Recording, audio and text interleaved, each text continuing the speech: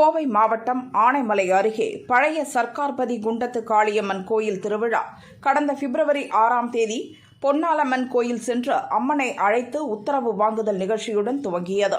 தொடர்ந்து கடந்த பிப்ரவரி 8ஆம் தேதி கொடியேற்றம் மற்றும் கம்பம் நடுதல் நிகழ்ச்சி நடைபெற்றது. விழாவின் முக்கிய நிகழ்வாக அம்மன் திருக்கல்யாண உற்சவம் வெகு விமரிசையாக நடைபெற்றது.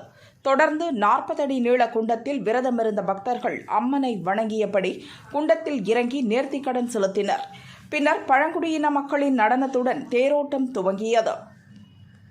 அங்குள்ள விநாயகர் கோயில் அருகே தேர் நிலை நிறுத்தப்பட்டு பூஜைகள் நடத்தப்பட்டன.